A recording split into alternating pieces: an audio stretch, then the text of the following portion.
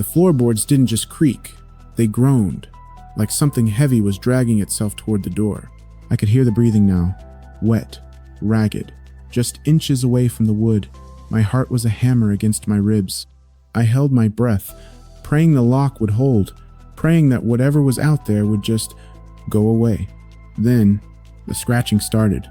Not on the wood, inside the walls. Some secrets don't stay buried, they wait.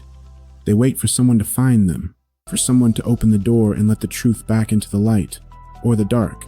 Welcome to the dark.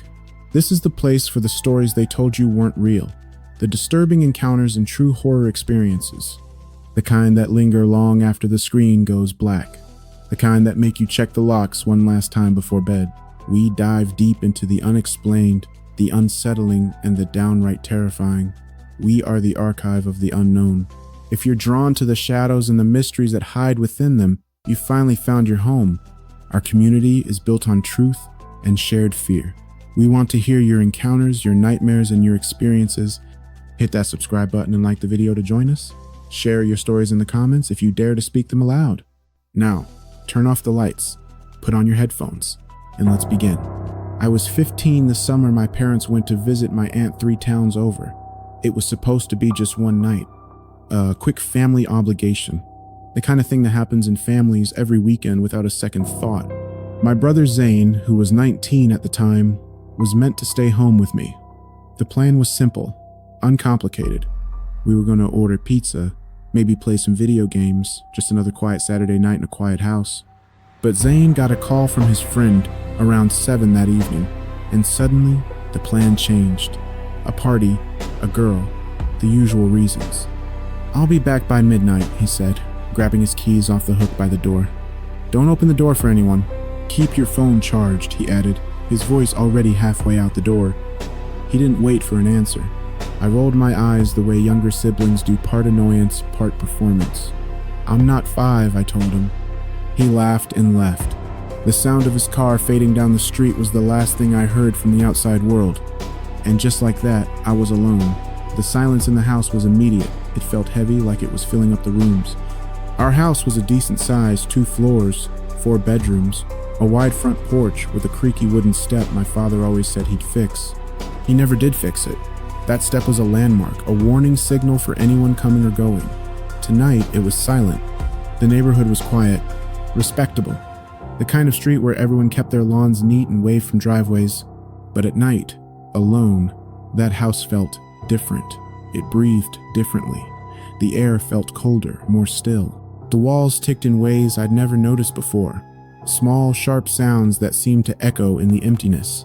The refrigerator hummed too loudly. It was a low, mechanical growl that filled the kitchen and bled into the living room. The curtains in the living room swayed near a window I was almost certain I'd closed. I couldn't remember locking it. I stared at it for a long time, trying to remember the movement of my own hands earlier that day. I couldn't. I told myself I was being dramatic. Just a bored teenager with too much imagination and a movie to finish. I made myself a sandwich, turned on the television, and tried to drown out the quiet with a movie I'd already seen twice. The laugh track felt hollow. It didn't sound like people laughing, it sounded like ghosts in a machine. Empty. Cold. The colors on the screen felt too bright for how I was feeling. They were aggressive, invasive. I couldn't focus. By 9:30, I'd checked the front door lock 3 times. I knew it was locked, but I needed to feel the metal click. I even checked the back door, though I rarely used it. Everything was secure, or so I thought at the time. It was somewhere around 10 when I first heard it. The house had finally settled into a true deep silence. A sound. Not loud, not the kind of thing that would make anyone scream. It was soft to scrape almost. Like something dragged slowly across the side of the house near the kitchen window. I froze. The sandwich felt like lead. I muted the television. Sat completely still. I didn't even want to breathe. I wanted to disappear into the couch. Silence. It was so quiet I could hear my own pulse drumming in my ears. A rhythmic, frantic thud. I told myself it was a cat. We had strays in the neighborhood. They climbed the fence sometimes, knocked over flower pots. My mother complained about it constantly. I clung to that thought. It was a cat. A raccoon. Something small. Something that didn't have hands. something that didn't know how to unlock a door. 10 minutes passed, maybe 15. I was just beginning to relax, jaw unclenching, shoulders dropping when I heard it again. This time, it wasn't a scrape, it was a knock. 3 of them. Slow, deliberate, coming from the back door. My stomach turned to water. I didn't move. I couldn't. My brain ran through the list of people who might knock on our back door at 10 in the evening. Our neighbor, Mr. Tarek, sometimes came around to return tools he'd borrowed, but not at night. Not like this. Not 3 slow knocks. It sounded like someone testing whether anyone would answer. Someone waiting for a sound from inside. Someone waiting for me. I picked up my phone and called Zane. My hands were shaking so hard I almost dropped it. It rang 4 times and went to voicemail. "Zane," I whispered. "Zane, call me back. There's someone at the back door. Please call me back." I ended the call and stared at the dark kitchen doorway. I crept toward the kitchen, and I mean crept. Each footstep placed with the care of someone who understands that sound travels. Every floorboard was a landmine. The kitchen light was off. The back door had a small rectangular window in it. Frosted glass, the kind that blurs shapes but doesn't fully hide them. There was a shape on the other side. A person, standing still, not moving, just standing there, waiting, watching the blur of the kitchen. I backed away so fast I knocked my elbow on the counter and bit my lip to keep from crying out. The pain was sharp and immediate and somehow grounding. I pressed my back flat against the refrigerator and stood there in the dark listening. My heart was a bird trapped in my chest, beating against my ribs. The shape didn't knock again, it just stood there. I don't know how long I stayed in that position, maybe 2 minutes, maybe 5. It felt like drowning in slow motion. My thoughts were a tangle of terrible possibilities. I kept telling myself there was an explanation, a neighbor, someone lost, a misunderstanding, but people who are lost don't stand motionless outside your back door in silence at 10 at night. They ask for help, they move, they don't, just stand there. I called Zane again. Voicemail. I typed him a message with trembling thumbs.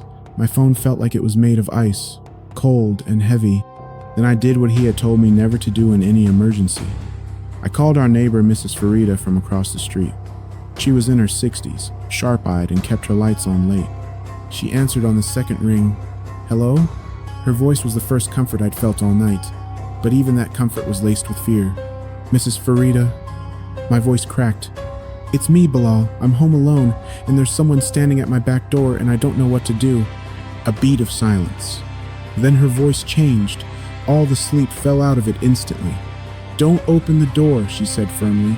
"Go to a room upstairs. Lock the door. I'm calling the police right now. Stay on the line with me." "Bilal, do you hear me? Stay on the line." I nodded, even though she couldn't see me. I ran upstairs. My footsteps sounded like thunder in the silent house. I locked myself in my parents' bedroom, the only room with a bolt on the inside. I sat on the floor with my back against the bed, phone pressed to my ear, heartbeat so loud I was certain the person downstairs could hear it through the ceiling. I waited. Every second felt like a lifetime. Mrs. Farida was talking, but her voice felt far away, like it was coming from another planet. And then, I heard it. That was when I heard the back door open. The sound was unmistakable. The low groan of the hinges, the ones my father always meant to oil. And then the soft, but definite creak of someone stepping into the kitchen. Someone who didn't knock anymore, someone who was inside. I stopped breathing. Mrs. Farida said, "Bilal, are you still there?" I could barely form the words. "Someone just came inside," I whispered. "Mrs. Farida, someone just came inside. The police are 4 minutes away," she said. "Do not move. Do not make a sound. Stay on the line." 4 minutes. I counted every second of those 4 minutes. It felt like each second was a physical weight being placed on my chest. I heard footsteps below me, slow ones, moving through the kitchen, into the hallway. The footsteps were heavy, confident, not the steps of someone who was afraid of being caught. They were the steps of someone who owned the space. And then, I heard the television, which I had left on, turn off. The blue light died. The house was plunged back into total darkness. Someone turned off the television. That detail broke something open in my chest. It wasn't the act of someone who stumbled in by accident. It was the action of someone who was comfortable, someone who wanted silence, someone who was settling in. I pressed my hand over my mouth and stared at the door. I waited for the handle to turn. I waited for the footsteps to start up the stairs. I waited to be found. The silence that followed the TV turning off was the loudest thing I've ever heard. It was a predatory silence. A silence that was listening for me. The police arrived in 3 minutes and 40 seconds. I heard them knock hard on the front door, loud, authoritative knocking. "Police! Open up!" I heard voices, movement. Then Mrs. Farida knocked on the front door herself and called my name. I came downstairs on shaking legs. My knees felt like they were made of water. And sometimes, the most terrifying thing isn't the noise. It's the moment the noise stops. The nightmare stories. Good night. The notes. They weren't just messages. They were a countdown. I looked at the window. The latch was snapped, clean. He wasn't just watching from the street. He was already inside, breathing the same air, waiting for the lights to go out. The realization hit you like ice. Every creak in the floorboards, every shadow. It wasn't the wind. It was him. And he didn't need to break in. We like to think these moments are one-offs, freak accidents in a quiet life. But patterns emerge if you look close enough. Sometimes, the guest doesn't need an invitation, because that wasn't the only time something like this happened. Far from it. Some people, they don't just find notes, they find opportunities. Take the old Blackwood Hotel, empty for years, or so the locals said. But when the new night clerk stepped into that lobby, he realized something was very wrong. The air was too still, the silence too heavy, and there, on the mahogany counter, sat a single brass key, waiting for a hand to claim it. I travel for work more than most people realize. Not the glamorous kind. No business class seats, no expense account dinners, just me and the road, just me, a carry-on bag, and whatever mid-range hotel the company booking system spits out. I've stayed in hundreds of them over the years. They blur together after a while. Same key card, same laminated breakfast menu slipped under the door, same painting of a boat or a forest bolted to the wall above the desk. You stop noticing after enough nights. You stop feeling anything about it at all. But that changed in Virginia. It was late October. It was a Tuesday. The air was cold, and the hotel was nearly empty. I could tell from the lot. 4 cars spread across a space meant for 60. The scale of the emptiness was unnerving. The lobby was dim and smelled of floor wax and something underneath it that I couldn't identify. Something stale, like a room that hadn't been opened in a long time. It felt dead. The man at the desk barely looked up when I checked in. No pleasantries. No map of the amenities. He slid the key card across the counter, told me checkout was at 11, and turned back to his screen. The hallway to my room, room 209, was lit by fluorescent tubes that buzzed faintly. It was completely silent. Not quiet. Silent. The difference matters when you're alone. I unlocked the door, stepped inside, and stood still for a moment. I never usually do that. The room felt occupied. That's the only way I can describe it. It felt like someone had just left. The bedspread was smooth. The towels were folded, all the signs of a room that was prepared. The little paper band was still wrapped around the toilet seat, but the air had a quality to it, a slight warmth, as though the room had been closed up recently rather than sitting empty. The faint impression of a scent that wasn't cleaning product. I told myself I was just tired. I dropped my bag at the foot of the bed and ordered delivery to the lobby. I didn't want to be alone. I ate my dinner watching the local news with the volume turned low. It was lonely. By 10, I was in bed. I tried to sleep, but the silence of the hotel was thick, heavy. I woke up the first time at 1:17 a.m. I know the exact time because I looked at my phone. The time located me in the world, and then I heard it. The sound was at the door. A soft metallic sound, subtle enough that I might have talked myself out of it, but it happened twice. The faint scrape of a key card being inserted into the reader, the small mechanical click of a lock system engaging. My heart started to hammer, and then the door handle, I watched it from across the room, moved. It turned, slowly, and stopped. I sat up in bed, completely rigid. The air in the room felt freezing suddenly. Silence flooded back in. I stared at the door for a full minute, then 2, then 5. The hallway beyond the peephole was empty in both directions, just the buzzing lights. I slid the security latch into place, that small metal bar that never feels like enough.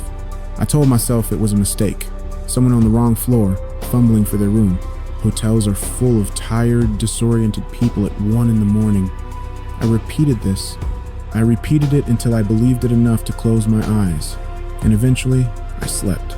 But the second time I woke up, the world felt different. Someone was inside the room. I don't know how the body knows before the mind. My eyes opened and I was already tense. A figure near the desk, standing over my bag, the shape of a person in the dark, moving with slow, deliberate calm, going through my things like they had every right. I don't know how long I watched. Probably seconds. It felt like an eternity. My voice was not steady. "Hey, what are you doing?" I asked. The figure went still. The figure didn't turn around. Without urgency, the man said a single word: housekeeping. The word hit me like cold water. It was 2 a.m. The lights were off. He had not knocked, but the sheer confidence of it, the absolute, unbothered calm, froze something in me. He walked to the door, not quickly, not guiltily. He moved like a man leaving his own room, adjusting nothing, explaining nothing. The door shut with a soft click. I sat in the dark. I tried to breathe normally. I tried to construct a version of this that made sense. I couldn't do it. A man had been inside my locked room, standing over my open bag. He left without a word of apology, without embarrassment. That kind of calm is practiced. That kind of calm doesn't come from innocence. I called the front desk immediately. The phone rang 7 times before someone answered. Voice thick with sleep or boredom. "There was a man in my room," I said. "He came in while I was sleeping and went through my bag." A pause on the line. "I'm sorry?" he asked. I repeated myself, more urgently this time. The manager reviewed the corridor footage with me in the small security room off the lobby. What we saw on that screen made everything worse. The man had not stumbled on my room. The footage showed him moving down the corridor, trying doors, methodically, one after another. Inserting a key card, testing the handle, moving on when the latch held. He was searching. The manager's face had gone pale. "The key must have been stolen," he said quietly. "A master key, or..." He stopped. He didn't know how this happened. Neither did I.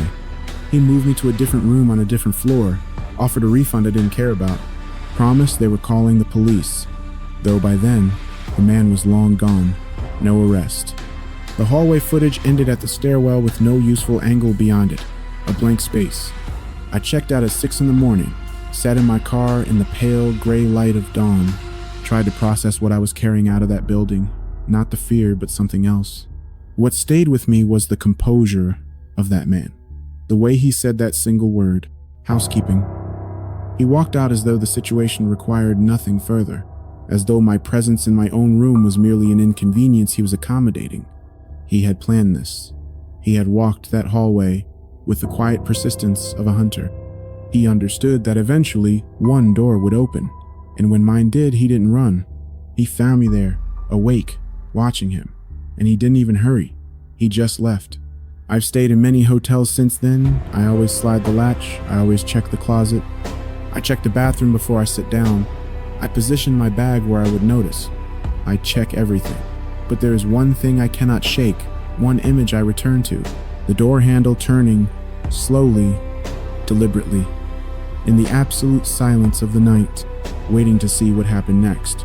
The hotel claimed the key was stolen, but I know, a stolen key means someone took it on purpose. Someone had been thinking about this. They were thinking about it long before I ever checked in, long before I was in Virginia. Waiting, always waiting, just like the man with the key, just like the silence in the room. Every hotel feels like that hotel now. Every door feels like it could turn at any moment. The buzzing of the lights is all I hear in the dark, the sound of a key in the reader. I travel for work, but I never really sleep. Not anymore, I'm just waiting for the click. The man with the key, he's still out there, methodically trying every door. Trying yours, trying mine, trying everything until one opens. The halls seem to stretch forever, each door a mystery, each shadow a threat, waiting for the silence to break. The air in room 209 was thick. You could see the time passing in the dust. It felt like the room itself was breathing. The red light of the scanner, a silent sentinel. It knows who has the key. It knows who's on the other side. You look in the mirror, and you don't recognize the person looking back. The hotel changes you. The night changes you. The ice machine hums in the distance. The only companion in the dead of night. A constant, mechanical heartbeat. The elevator moves on its own, opening for no one, or perhaps for someone you can't see, someone with a key. The walls have seen it all. The secrets of room 209, peeling away to reveal the darkness underneath. The static on the screen is a message, a chaotic frequency, listening to the noise in the void. The cameras are watching, but they don't see everything. They miss the things that matter. They miss the man.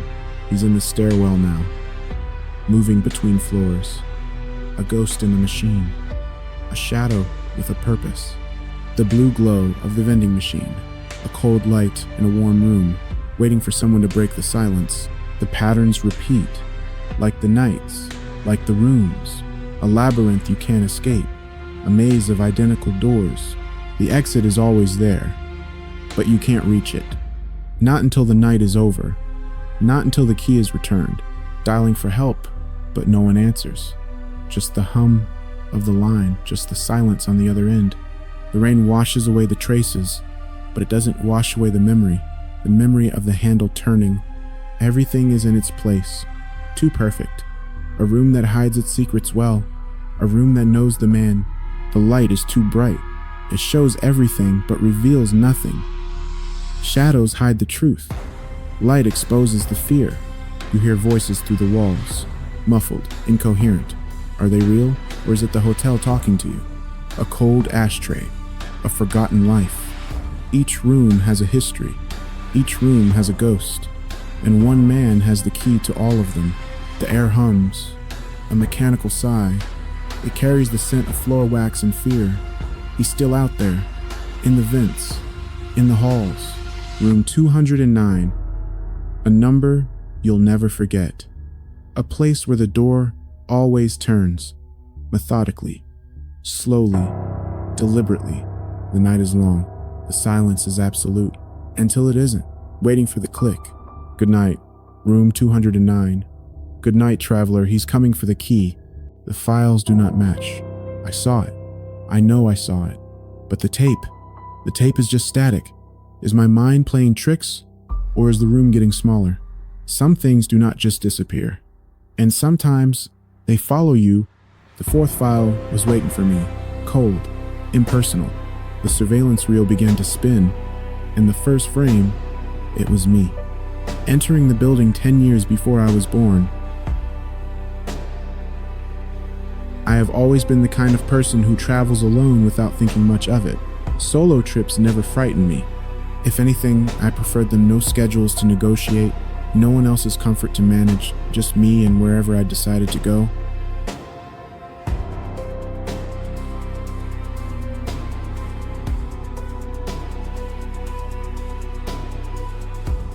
So when I booked a small hotel near a hiking trail in New Jersey for a long weekend, I felt nothing but the clean anticipation of open air and quiet mornings. The hotel was modest, functional, the kind of place built for people passing through, hikers, weekend wanderers, people with one bag and no real agenda. The lobby smelled faintly of industrial cleaner and old carpet, and the woman at the front desk handed me my key card with practiced indifference. Room 114, ground floor, end of the corridor. I remember thinking, as I walked down that hallway, that the place was unusually quiet. Not peaceful quiet, the kind of quiet that comes from a building being genuinely deeply empty.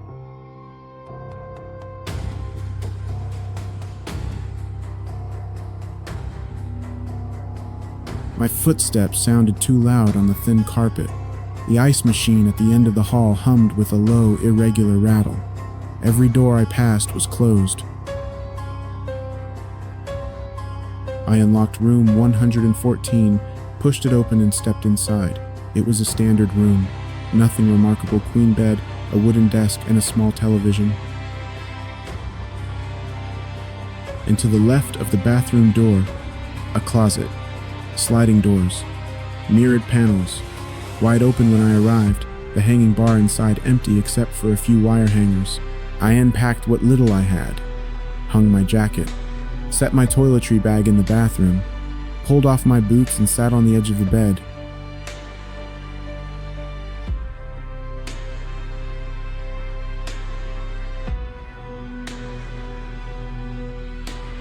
The room felt fine, normal. If anything, it was too warm. The heating unit was pushing out dry, stale air that smelled faintly of dust and something organic. I turned the heater down, cracked the window 2 inches, told myself the smell was nothing. By 9 that evening, I was in bed, trail map on the pillow, alarm set for 6. I fell asleep quickly. That was the last normal thing about that night. I don't know what woke me the first time. There was no sound I could immediately identify.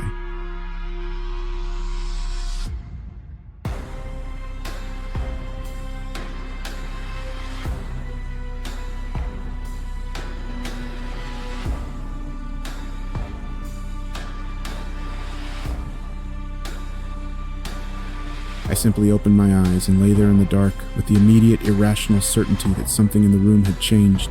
I stared at the ceiling. The room was dark but not black. Everything looked the same. The desk, the chair, the television standby light blinking red in the corner. I was about to close my eyes again when I heard it. Breathing. Soft. Slow. Rhythmic. Not mine. I lay completely still, told myself it was coming from outside from the parking lot, from a neighboring room. But the sound had a quality of nearness. It was in the room, low and steady and unmistakably human. The kind of breathing a person does when they are trying to be quiet, when they are trying very hard not to be heard. My eyes moved slowly to the closet. The door was no longer fully open. I had left it open. I knew I had left it open because I'd hung my jacket inside. But it was no longer open. It had been moved. A thin vertical strip of deeper darkness remained, and the breathing slow, low, almost patient was coming from behind it. I sat up. The breathing stopped. Immediately. Completely. As though a switch had been thrown. As though whatever was on the other side had gone still on purpose. That was the detail that reached inside my chest and took hold of something. Not the sound itself, the stopping. Because that is not what ambient sound does. Pipes don't respond to you. They do not hear you sit up in the dark and go quiet. Something behind that door knew I was awake. I moved without thinking, feet on the floor, phone in my hand. I did not look at the closet again, and I crossed the room to the door in 4 steps and threw it open. The corridor was empty, fluorescent lights humming. Not a single other person in sight. I stood outside my room in bare feet and a t-shirt and did not go back inside. I walked to the front desk. "There's someone in my room," I said. "In the closet." I heard breathing. The door had been moved. He picked up his radio. 2 staff members came. They checked the room while I waited in the hallway. I watched them through the open door. Watched one of them slide the closet fully open. Empty. Wire hangers. My jacket. Nothing else. The staff member looked at me with an expression that was carefully neutral. "Nothing here, sir. Would you like us to check the bathroom?" They checked the bathroom. They checked under the bed. They found nothing. I didn't sleep in that room again. They moved me to room 217. Second floor, different wing. I was given a new key card and the quiet implication that I had perhaps been half asleep and imagined it. Maybe. That is what I told myself. As I lay in the new bed, staring at a new ceiling, listening to the renewed and genuine silence of a room I had just entered, and checked myself. I fell asleep sometime after 4. I woke at 2:19 a.m. to a sound in the corridor. A rattling, rolling sound. Wheels on carpet. The unmistakable sound of a housekeeping cart being pushed slowly down the hall, the squeak of a wheel, the clatter of bottles, the heavy metallic groan of the frame. I lay there and listened to it approach, Slow, steady, and then it stopped. Right outside my door, there was a shadow in the strip of light, the long, still shadow of someone standing there. And then underneath the door, underneath everything, breathing. The same breathing. Low, slow, patient. I didn't move this time. I couldn't. I lay rigid in the dark and waited while something stood outside my door and breathed in the silence of a hotel that was supposed to be asleep. The shadow didn't move. The cart didn't move. After what felt like 10 minutes, the shadow shifted. The cart began moving again. The rattling resumed, growing slowly quieter as it continued down the corridor and around the corner. I sat up and turned on every light in the room. At breakfast, I mentioned it to the manager, described the cart, the sound, the timing. The manager set down her coffee, looked at me with an expression I have thought about many times since. "Sir," she said, "we haven't had a housekeeper on staff for the past week. Our cleaning service is between contracts. There's been no housekeeping cart in this building at all." Neither of us said anything for a moment. Then I asked for my bill. I have tried many times since to build a version of those 2 nights that holds together sensibly. The breathing in the closet, a vent, a shared wall, the cart a guest with a bag.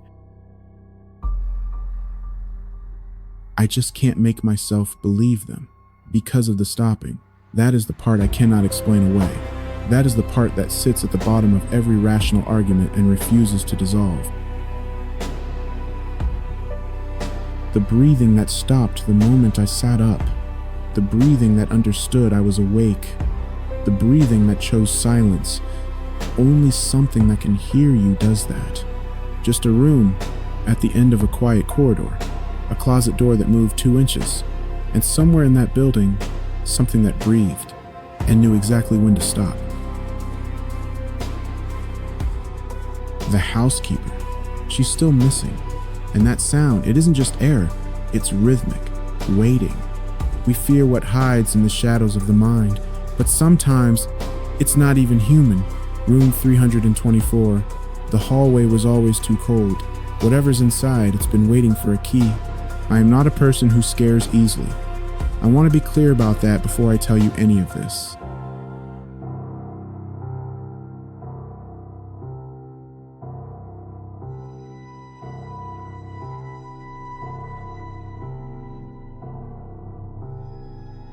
I understand how it sounds, and I know what people think when someone starts a story the way I'm about to. They assume exaggeration. They assume a dream half remembered. They assume a tired mind filling darkness with shapes it invented. I understand the instinct. I had that instinct myself, right up until the night I walked into room 324.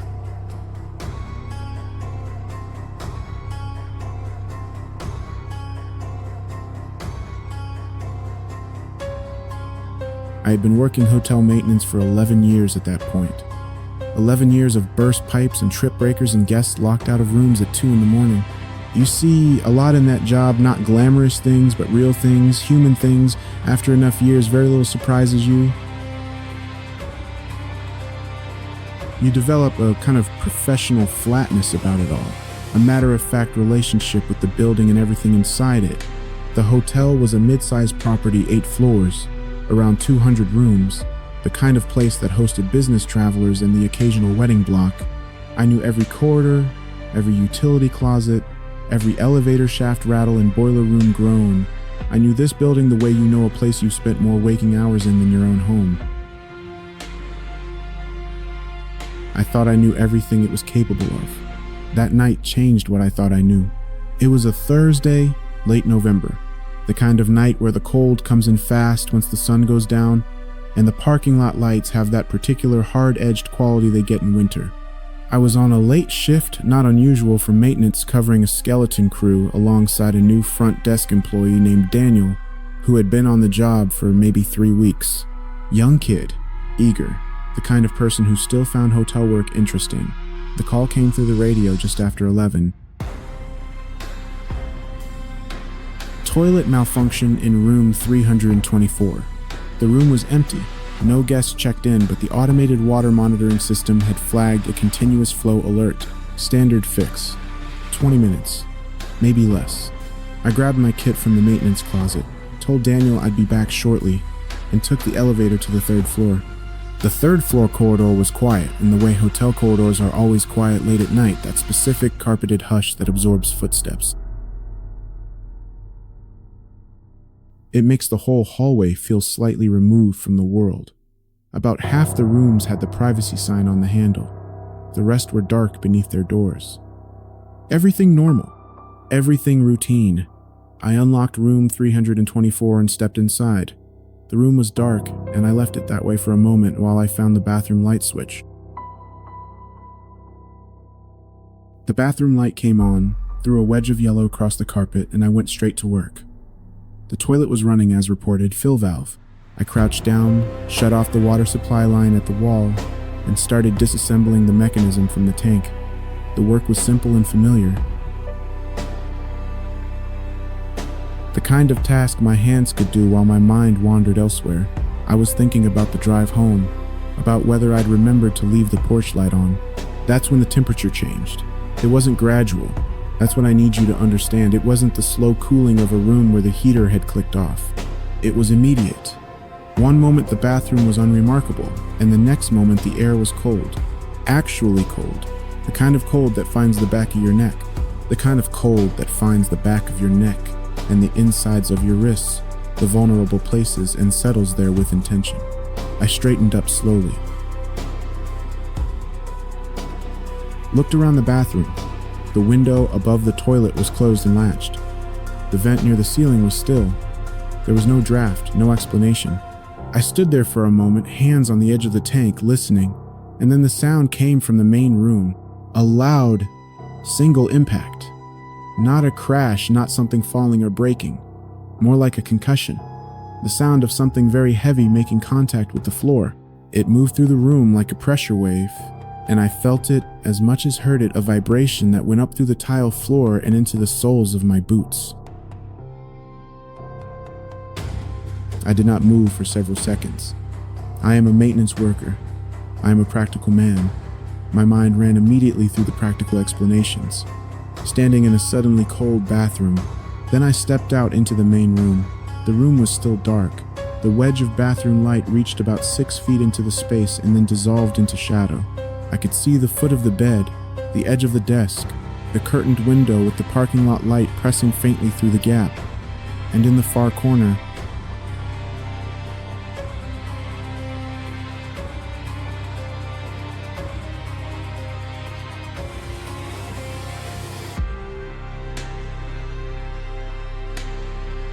the corner diagonally opposite the bathroom door, the corner that the light did not reach, something was standing.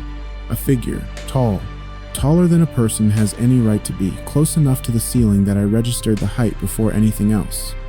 And dark, not wearing dark clothing, dark in itself, completely, uniformly black. No face, no features, no outline of clothing or hair or hands, just a shape, a tall, human-shaped absence in the corner of the room. It was completely still. I have tried to describe what happened in my body, and I always fall short. It was not fear the way I understood it. It was older, fundamental. The kind of response that lives beneath thought and language. Every system in me screamed a single instruction at the same moment: leave. But I couldn't move. I stood in the bathroom doorway and stared at the shape in the corner, and the shape stared back or did whatever it did in place of staring. For 3 or 4 seconds that felt like falling. Then it did. Not toward me, not away. It simply moved, shifted in a way that had no clean description. It was there and then it was differently there. The way something moves in peripheral vision when you're not quite looking directly at it, and that movement, that wrong, sourceless movement, broke whatever had been holding me. I was in the corridor before I understood I had moved. I don't remember crossing the room. I don't remember opening the door. I remember the hallway carpet and the door swinging shut. I ran to the elevator, pressed the button 4 times, 5 times, stood with my back against the wall and watched the corridor. I did not look away from room 324 until the elevator arrived. I pressed the lobby button and watched the floor numbers change. Watched them change until I was somewhere else. Daniel was at the front desk when I came out. He took one look at my face and stood up from his chair. What happened? Room 324, I said. Don't send anyone up there tonight. Just don't. Log the room is out of service. I sat in the break room for an hour, drank 2 cups of coffee I didn't taste, wrote an incident report that I edited 3 times because every version of the truth sounded insane. In the end, I wrote, possible structural anomaly in room 324, further inspection required. I left it at that. In the morning, 2 colleagues checked the room. They found nothing. The toilet repair was still half finished, my tools on the floor, the tank lid propped against the wall. The room was empty. The corner was just a corner. Nobody had an explanation. The temperature anomaly left no trace. The sound I'd heard had damaged nothing.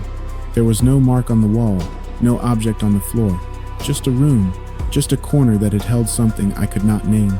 I finished my shift and drove home in the early light. I have worked in that hotel for 3 more years since then. I have been back to room 324 many times, routine maintenance checks, but I know what I saw. I understood what it means to be genuinely afraid. We've walked through the shadows of these tales, haven't we? Each one a jagged piece of a mirror we shouldn't have looked into. But fear isn't just a story. It's the cold draft when the window is shut. It's the realization that reality is just a thin veil, and something is tearing it. What remains unanswered is often the most dangerous, because the scariest part isn't what we saw. It's what might still be out there, watching. Don't turn around just yet, it might still be there. Keep the darkness close. Like, subscribe, if you dare to stay in the loop. Good night for now.